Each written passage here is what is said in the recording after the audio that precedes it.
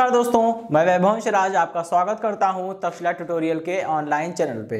दोस्तों, हम लोग बात कर रहे थे क्लास 12th के फिजिक्स के चैप्टर नंबर 9 के बारे में, जिसका नाम था किरण प्रकाशिकी एवं प्रकाशिकी यंत्र। इसमें दोस्तों हम लोग लेक्चर 9.5 तक कंप्लीट कर चुके थे। आज हम लोग बात करेंगे लेक्चर 9.6 के बारे में। दोस्तों, आज के सेशन में हमें कुछ क्वेश्चंस देखने हैं और ये सारे क्वेश्चंस उन टॉपिक्स पे बेस्ड हैं जो टॉपिक हमने लास्ट वाले सेशन में पढ़ रखे थे। ठीक है, लास्ट वाले सेशन में हमने एक बहुत इंपॉर्टेंट टॉपिक पढ़ा था, अपवर्तनांक। ठीक है, अब देखिए दोस्तों, अपवर्तनांक पर कितने टाइप के क्वेश्चन बनते हैं।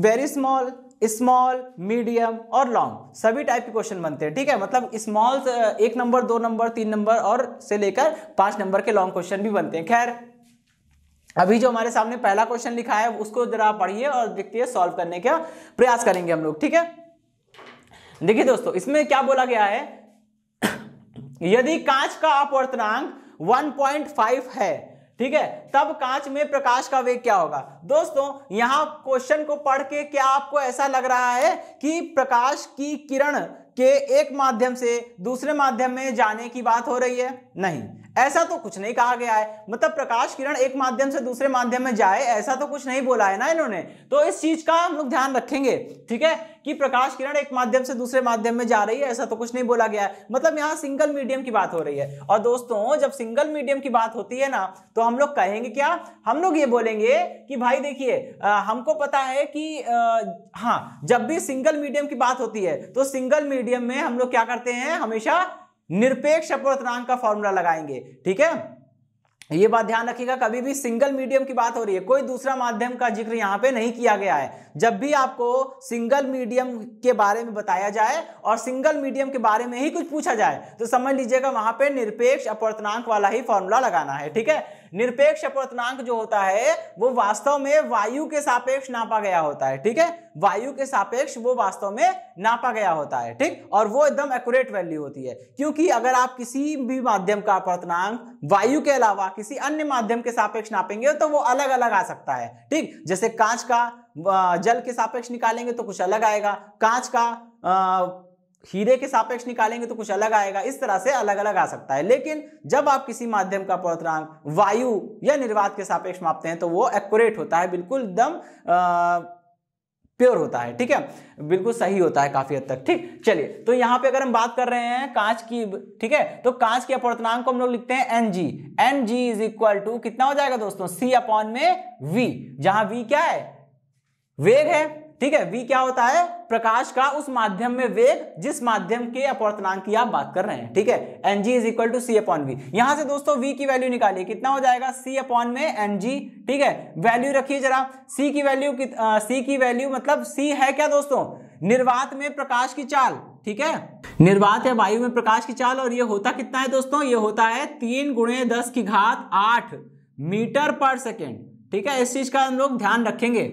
चलिए, तो ये हो जाएगा 3 × 10⁸। ठीक, अच्छा भाई, Ng कितना है, 1.5 है ना। चलिए, इसको सॉल्व कर लीजिए। 1.5 3 डिवाइड हो जाएगा, 2 आएगा, 2 × 10⁸ और दोस्तों वेलोसिटी है, मात्रा क्या होगा, मीटर पर सेकेंड होगा। ठीक है, तो V is equal to 2 × 10⁸ metre per second. ठीक, ये तो हो गया इसका जवाब। देखिए दोस्तों, ये क्वेश्चन कितना इजी था, बहुत छोटा था। इस तरह के क्वेश्चन आपसे 1 नंबर में आ सकते हैं या बहुविकल्पी में भी पूछ सकते हैं। तो बहुविकल्पी में गेस मारने के बजाय थोड़ा सा, है ना, फॉर्मूला लगा के कैलकुलेट कर लीजिएगा, बिल्कुल आपको सही आंसर पता चल जाएगा। ठीक है दोस्तों, तो अब हम लोग आगे बढ़ते हैं और देखेंगे अपना अगला क्वेश्चन। दोस्तों, अब देखिए हमारा जो नेक्स्ट क्वेश्चन है वो क्या है।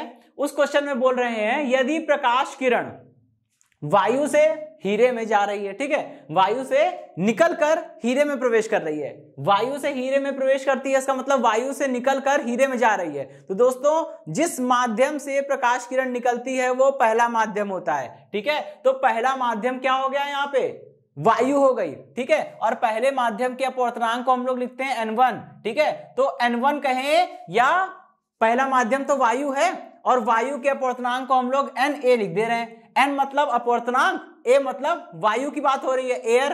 ठीक है, मतलब अपवर्तनांक हो गया, A मतलब वायु की बात हो रही है। ठीक, और वायु से निकल के किसमें गई, हीरे में गई। तो हीरे, जो हीरा है वो दूसरा माध्यम है, ठीक है, जिसमें प्रकाश किरण जा रही है। और हीरे के अपवर्तनांक को हम लोग क्या लिख सकते हैं, एन डी। एन मतलब अपवर्तनांक है और डी मतलब डायमंड, यानी कि हीरे की बात हो रही है, ठीक है। अच्छा, तो प्रकाश किरण जो है वो वायु से हीरे में प्रवेश करती है। यदि वायु में प्रकाश की चाल कितनी है, यदि वायु में प्रकाश की चाल 3 × 10⁸ मीटर पर सेकंड है, तब हीरे में प्रकाश की चाल क्या होगी, ठीक है, ये आपको बताना है। और हीरे का आपको अपवर्तनांक दे रखा है। चलिए भाई, सबसे पहली बात, यहां पे वायु का अपवर्तनांक आपको नहीं दिया है तो कोई बात नहीं, आपको अगर अपवर्तनांक वायु का ना दे तो परेशान होने की जरूरत नहीं है। मैंने आपको 4 माध्यम के अपवर्तनांक याद करने को कहे थे, वो आपकी जिम्मेदारी बनती है कि उसको याद करके चलिए। और वो चार माध्यम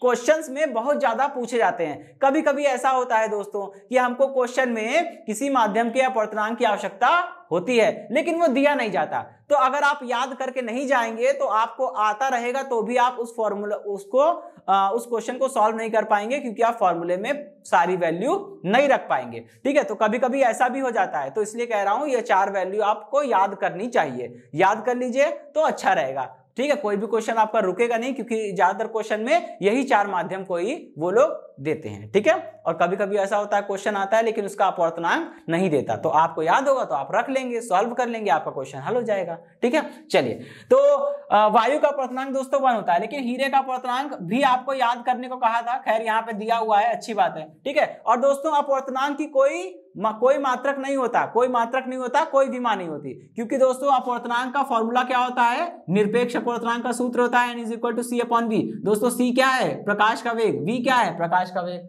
लेकिन c जो है वो प्रकाश का वेग है वायु में और v जो है वो प्रकाश का वेग है किसी माध्यम में, लेकिन है तो दोनों वेग मीटर पर सेकंड, दोनों कैंसिल हो जाएंगे, ठीक है। तो इसलिए n का कोई भी अपवर्तनांक नहीं, n का यानी अपवर्तनांक का कोई भी माध्यम, कोई भी मात्रक नहीं होता और ना ही कोई विमा होगी, ठीक। चलिए दोस्तों, सबसे पहले क्या लगाएंगे, स्नेल का नियम, ठीक है। स्नेल का नियम अप्लाई करिए। स्नेल का नियम कहता है कि sin I upon sin R is equal to कितना होता है, n2/n1, ठीक है। यहाँ पे n2 मतलब दूसरा माध्यम है और दूसरा माध्यम यहाँ पे हीरा है, तो nd हो गया अपॉन n1 मतलब पहला माध्यम है यहाँ पे वायु, तो वायु हो गई, और इज इक्वल टू कितना होता है, v1/v2 होता है। v1 मतलब पहले माध्यम में वायु का वेग, यानी कि पहला माध्यम तो क्या है, पहला माध्यम है हमारा वायु, तो वायु में प्रकाश का वेग लिखना है जो कि c के बराबर होता है, ठीक है। एक्चुअल में मैं यहाँ पे लिख दे रहा हूं, ठीक है, va लिख दे रहा हूं। v मतलब वेलोसिटी यानी प्रकाश का वेग, a मतलब वायु में वेग, और यहाँ पे ये हो जाएगा vd मतलब हीरे में वेग, ठीक है। चलिए दोस्तों, ठीक, अगले स्टेप से क्या करेंगे हम लोग, अगले स्टेप से हम लोग ध्यान रखेंगे। देखिए यहाँ पे आपको सारी वैल्यू दी है, ठीक है, nd का मान दिया है, na का मान दिया है, और आपको va का मान पता है, vd निकालना है, केवल ये दोनों को लेकर चलिए, ठीक।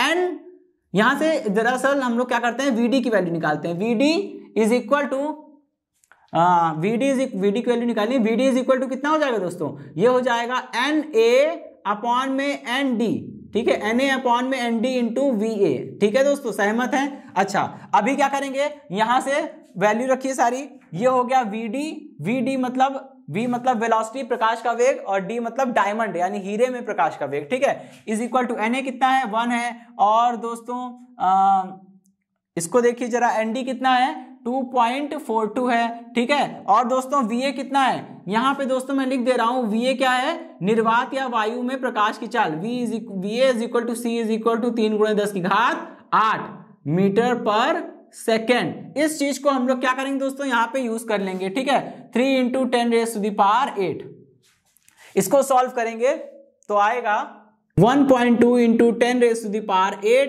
मीटर पर सेकेंड, ठीक है दोस्तों।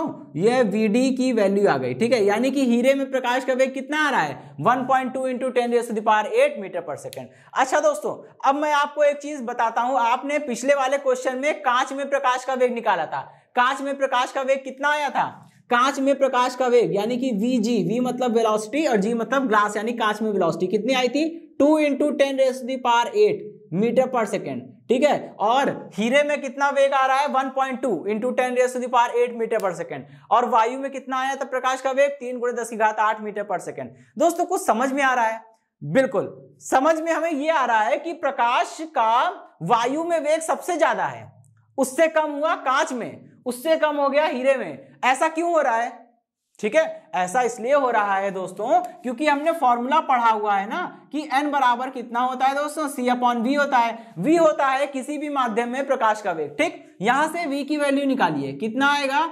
c/n। तो यहां से आपको समझ में आ रहा है c तो कांस्टेंट है, c क्या है दोस्तों, कांस्टेंट है, तो आप इसे लिख सकते हैं v अनुक्रमानुपाती 1/n। इसका मतलब क्या हुआ दोस्तों, इसका मतलब यह हुआ कि अगर किसी भी माध्यम का अपवर्तनांक जितना कम होता जाएगा, जितना कम होता जाएगा c का मान बढ़ता जाएगा, v का मान बढ़ता जाएगा। ठीक है, और अगर अपवर्तनांक बढ़ता जाएगा तो v का मान कम होगा। व्युत्क्रमानुपाती का मतलब यही होता है। आप देख लीजिए, वायु का अपवर्तनांक सबसे कम है, जब n का मान सबसे कम है तो v का मान सबसे ज्यादा है, इसीलिए वायु में प्रकाश की चाल सबसे ज्यादा है। वायु से ज्यादा अपवर्तनांक किसका है, हमने बताया था, जो 4 माध्यम बताए थे उसमें वायु के बाद किसका नंबर आता है, जल का। ठीक है, जल का अपवर्तनांक कितना होता है, 1.33। तो जल का अपवर्तनांक जो है थोड़ा ज्यादा है, तो जल में प्रकाश का वेग जो होगा वो क्या होगा, c से थोड़ा कम होगा। ठीक है, वायु की तुलना में प्रकाश के वेग से थोड़ा कम होगा। ठीक, फिर हम और ऊपर जाएंगे, अपवर्तनांक को और बढ़ाएंगे। अगर हम कांच की बात करते हैं तो कांच में जो वेग होगा वो 2 × 10⁸ हो गया, देखिए कम हो गया और कम हो गया। फिर अगर हम कांच से भी ऊपर जाते हैं, हम बात करते हैं हीरे की, तो हीरे का अपवर्तनांक जो होता है वो काफी ज्यादा होता है, 2.42 होता है, तो उसमें प्रकाश का वेग और कम हो जाएगा। जैसे जैसे माध्यम में अपवर्तनांक बढ़ते जाएंगे वैसे वैसे माध्यम में प्रकाश की चाल कम होती जाएगी, क्योंकि व्युत्क्रमानुपाती का संबंध होता है। ठीक है, तो इस लॉजिक को भी इस्तेमाल करिएगा, आपके सामने इस पे आधारित बहुविकल्पी प्रश्न आ सकते हैं। ठीक है, पूछ लेंगे कि निम्न माध्यमों में से किस माध्यम में प्रकाश की चाल या प्रकाश का वेग सबसे अधिक होगा या सबसे कम होगा। तो कॉन्सेप्ट लगाइएगा दोस्तों अपवर्तनांक का। ठीक है, सबसे ज्यादा वेग उसी माध्यम में होगा जिसका अपवर्तनांक कम होगा, और उल्टा सबसे कम वेग उसी माध्यम में होगा जिसका अपवर्तनांक बहुत ज्यादा होगा। ठीक है, चलिए दोस्तों, तो ये क्वेश्चन तो हल हो गया। ठीक है, अब हम लोग बढ़ेंगे अपने अगले क्वेश्चन की ओर। चलिए दोस्तों, देखिए हमारे नेक्स्ट क्वेश्चन में क्या बोल रहे हैं, नेक्स्ट क्वेश्चन में बोल रहे हैं कि कोई प्रकाश किरण कांच से हीरे में जा रही है। ठीक है, तो सबसे पहले यहां पे हम सॉल्यूशन में सबसे पहले मेंशन कर लेते हैं दोस्तों क्या क्या में दिया है। ठीक है, पहला माध्यम देखिए क्या होगा, यहां कांच से हीरे में प्रवेश करती है, इसका मतलब कांच से निकल रही है और हीरे में जा रही है। ठीक है, तो दोस्तों जब प्रकाश किरण कांच से निकल के हीरे में जा रही है तो पहला माध्यम वो माध्यम होता है जिसमें से निकल रही है प्रकाश किरण। तो कांच से निकल रही है तो कांच हो गया पहला माध्यम। पहले माध्यम का अपवर्तनांक n1 जो कि कांच है, Ng इज इक्वल टू कितना हो जाएगा आपको पता है। ठीक है, दिया भी हुआ है 1.5, वैसे भी आपसे याद करने को भी कहा था। ठीक है, और दूसरा माध्यम क्या है, दूसरा माध्यम है उसका अपवर्तनांक हो जाएगा n2 और दूसरा माध्यम यहाँ पे हीरा है तो n2 यानी कि Nd इज इक्वल टू 2.42। ठीक है, अच्छा भाई चलिए अब पहले माध्यम की बात करें तो पहला माध्यम कौन सा है, कांच है। तो कांच में प्रकाश का वेग v1 कहें या vg कहें कितना है दोस्तों, वो है 2 × 10⁸ मीटर पर सेकेंड। ठीक है भाई, चलिए और अगर हम बात करते हैं दूसरे माध्यम में प्रकाश का वेग v2 कहें या vd कहें वो कितना है आपको वही तो निकालना है। ठीक है, कोई बात नहीं, चलिए और हमें बात करते हैं तो कांच में प्रकाश किरण के लिए आपतन कोण का मान दिया गया है, I बराबर 60 डिग्री दिया गया है। आपसे पूछ रहे हैं प्रकाश का वेग एवं अपवर्तन होगा यहाँ पे। ठीक है, अपवर्तन होगा, सही कर लीजिए इसको, अपवर्तन कोण का मान पूछ रहा है, मतलब आपसे यहाँ से R का मान पूछ रहा है। ठीक, दो चीजें आपसे पूछी जा रही हैं। चलिए भाई क्वेश्चन काफी अच्छा है। सबसे पहले क्या करेंगे, स्नेल लॉ लगाएंगे। स्नेल लॉ लगाएंगे, यहाँ पे लिखेंगे साइन I अपॉन में sine R is equal to कितना होता है दोस्तों, n2 अपॉन n1। n2 मतलब दूसरा माध्यम यानी Nd, n1 अपॉन n1 मतलब पहला माध्यम यानी कि Ng। ठीक है, अब इसको सॉल्व करना है और इसको थोड़ा आगे बढ़ा लीजिए, v1 अपॉन v2 होता है यानी कि ये हो जाएगा vg अपॉन में vd। ठीक, अच्छा अब ओके देखिए आपको vg दिया हुआ है, ng और nd दिया हुआ है, क्या आप vd नहीं निकाल पाएंगे, आसानी से मिल जाएगा। यह हो गई हमारी इक्वेशन नंबर 1। ठीक है, ये हमारी इक्वेशन नंबर 1 हो गई। यहां से इसको सॉल्व करिए, कितना हो जाएगा nd अपॉन में ng is equal to vg upon में vd। यहां से आपको vd की वैल्यू चाहिए ना, तो कोई बात नहीं, यहां से करिए आप vd इज इक्वल टू कितना हो जाएगा, vd is equal to ng upon में nd इनटू में कितना हो जाएगा, ये हो जाएगा vg। ठीक है, बात तो समझ में आ ही रही होगी। ठीक है, चलिए अभी क्या करना है, अब सारी वैल्यूज रख दीजिए। ठीक है, तो कितना हो जाएगा, ये हो जाएगा Vg इज इक्वल टू कितना, यहाँ पे सारी वैल्यूज रखिए। Ng की वैल्यू कितनी है 1.5। ठीक है, चलिए इधर लिख देता हूँ, इधर आ जाते हैं दोस्तों। देखिए Vg Vd की वैल्यू निकालनी है। Ng कितना है दोस्तों 1.5, ठीक है, और Nd कितना है 2.42 है, और Vg कितना है, Vg है 2 × 10⁸ 8। ठीक है, अब इसको सॉल्व करना है दोस्तों। ठीक है, इसको सॉल्व कर लेंगे, जो भी आएगा वो आंसर हो जाएगा। ठीक है, चलिए इसको यहाँ पे मैं स्टॉप करता हूँ। ये हमारी इक्वेशन नंबर 2 हो गई भाई, इसकी वैल्यू यहाँ पे मिल गई है। ठीक है, चलिए इक्वेशन मानना ठीक नहीं रहेगा, इसको ऐसे पैक कर दे रहा हूं मैं। ठीक है, अच्छा हमारा Vd तो निकल आया, अब हमको सोचना है R के बारे में। तो दोस्तों R के बारे में भी निकालना काफी आसान है। ठीक है, क्या करेंगे, समीकरण 1 यानी स्नेल लॉ को फिर से यूज करिए। ठीक है, समीकरण 1 से दोस्तों यहां पे लिखिए sin I upon sin R is equal to N2/N1 होता है, यानी Nd अपॉन में Ng। इतनी बात समझ में आ गई। अच्छा, अब इन दोनों का यूज करिए, साइन R निकाल लीजिए। ठीक है, यहां से साइन R कैसे मिलेगा, ये हो जाएगा sine R is equal to कितना हो गया, ये हो जाएगा Ng अपॉन में Nd इंटू में साइन I। ठीक है, चलिए भाई सारी वैल्यू रखिए।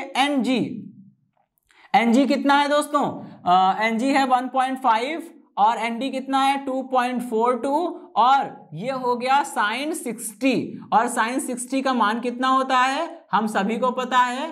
ठीक है, वो होता है √3/2। √3 की वैल्यू 1.732 रख के आप यहाँ पे कैलकुलेट कर लीजिएगा, तो साइन की जो वैल्यू आएगी फिर वहां से हम लोग R का मान निकाल लेंगे, वो साइन R, वो अपवर्तन कोण R का मान हो जाएगा। ठीक है दोस्तों, तो देखिए ये क्वेश्चन भी काफी इजी था, बिल्कुल फॉर्मूले पर ही है। ठीक है, ज्यादातर क्वेश्चन इसीलिए कहता हूं स्नेल लॉ काफी यूजफुल है। ठीक है, स्नेल लॉ काफी कुछ बताता है हमें, और ऑलमोस्ट 80% न्यूमेरिकल जो होते हैं, मतलब कि केवल अपवर्तनांक पर आधारित जितने क्वेश्चन है उसमें से 80 to 90% क्वेश्चन जो होते हैं वो स्नेल्स लॉ के हेल्प से ही सॉल्व होते हैं। ठीक है, तो जैसे कि देखिए ये वाला क्वेश्चन भी स्नेल्स लॉ लगाना पड़ा, इसके पहले वाले में भी लगाना पड़ा था। ठीक है, बस फर्स्ट वाला क्वेश्चन ऐसा था जिसमें हमने स्नेल्स लॉ नहीं लगाया था। ठीक है दोस्तों, तो ये क्वेश्चन समाप्त हुआ। अब हम लोग बढ़ेंगे अपने अगले क्वेश्चन की ओर। चलिए दोस्तों, अब देखिए हमारे नेक्स्ट क्वेश्चन में क्या बोल रहे हैं। नेक्स्ट क्वेश्चन में कहा जा रहा है यदि कांच का वायु के सापेक्ष अपवर्तनांक कितना है 1.5 है। ठीक है दोस्तों, कांच का वायु के सापेक्ष, तो दोस्तों मैंने आपको बताया था, ठीक है, कि जिस चीज के सापेक्ष, जिस माध्यम के सापेक्ष लिखा जाता है वो माध्यम नीचे होता है। इसका मतलब यहां पे कांच का अपवर्तनांक दिया गया है लेकिन वायु के सापेक्ष, तो वायु का अपवर्तनांक नीचे रहेगा और कांच का अपवर्तनांक ऊपर रहेगा। कांच का अपवर्तनांक को हम लोग ने Ng लिखा है और वायु के अपवर्तनांक को Na लिखा है। Ng/Na की वैल्यू दी है। ठीक है, Ng/Na मतलब इसको आप इस तरह से भी लिख सकते हैं NaNg। ठीक है, N बीच में रहेगा, G आगे, A पीछे। ठीक है, या फिर आप इसे NCERT का नोटेशन फॉलो करेंगे तो आप इसे इस तरह से भी लिख सकते हैं। खैर एक ही चीज पढ़िए, ठीक है, उसी का इस्तेमाल करिए बार बार। 10 चीजें सीखने से कंफ्यूजन होगा, लेकिन हाँ इसको पहचानिए भी जरूर, क्योंकि अगर आप इसे नहीं पहचानेंगे तो क्या पता एग्जाम में यही आ जाए छपके। ठीक है, तो Ng/Na is equal to Ang is equal to Nga का मान दिया है आपको। ठीक है, कांच का वायु के सापेक्ष अपवर्तनांक दिया है कितना 1.5। इसी प्रकार आपको यहां पे एक और चीज दी है, क्या दिया है, हीरे का कांच के सापेक्ष। तो दोस्तों हीरे का अपवर्तनांक दिया गया है, कांच के सापेक्ष दिया गया है, तो जिस चीज के सापेक्ष दिया जाता है वो नीचे होता है। इसका मतलब यहां पे हीरे का अपवर्तनांक ऊपर रहेगा और कांच के सापेक्ष दिया जा रहा है, तो कांच का अपवर्तनांक जो है Ng वो नीचे होगा। इसको हम लोग क्या लिख सकते हैं, इसको हम लोग लिख सकते हैं GND। ठीक है, और इसी को हम लोग लिख सकते हैं NDG। ठीक है भाई, चलिए तो अब इसकी वैल्यू कितनी दी है, इसकी वैल्यू भी दी है आपको 1.5। आपसे पूछा क्या जा रहा है, आपसे पूछा जा रहा है हीरे का वायु के सापेक्ष। दोस्तों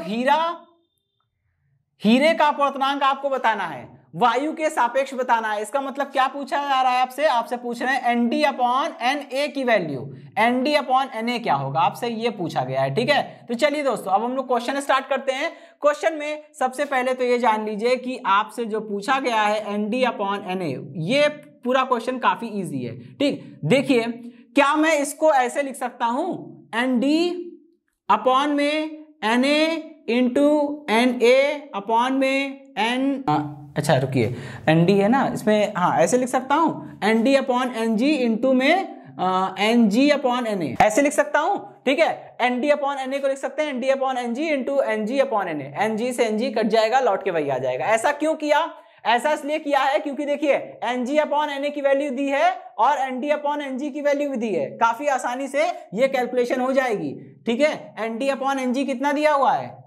एनडी अपॉन एनजी है 1.5। ठीक है भाई, चलिए multiplied by NG upon NA, NG upon NA कितना है? ये भी 1.5 है, और इसको आप मल्टीप्लाई करेंगे तो 15 का स्क्वायर कितना होता है? 225 होता है। पीछे से 2 स्थान छोड़कर दशमलव लगा दीजिए, कितना हो जाएगा? 2.25। ठीक है, ये हो गई वैल्यू एनडी अपॉन में एनए की, मतलब हीरे का वायु के सापेक्ष अपवर्तनांक, और यही आपसे पूछा गया था। ठीक है, वायु के सापेक्ष है इसलिए वायु का अपवर्तनांक नीचे है और हीरे का अपवर्तनांक ऊपर है। ठीक है, तो बस इतना सा आंसर था दोस्तों। देखिए कितना इजी क्वेश्चन है। ठीक है, बस हल्का सा आपको दिमाग लगाना है। ठीक, चलिए दोस्तों ये क्वेश्चन समाप्त हुआ। अब हम लोग बढ़ेंगे अपने अगले क्वेश्चन की। चलिए दोस्तों देखिए नेक्स्ट क्वेश्चन में क्या बोला जा रहा है।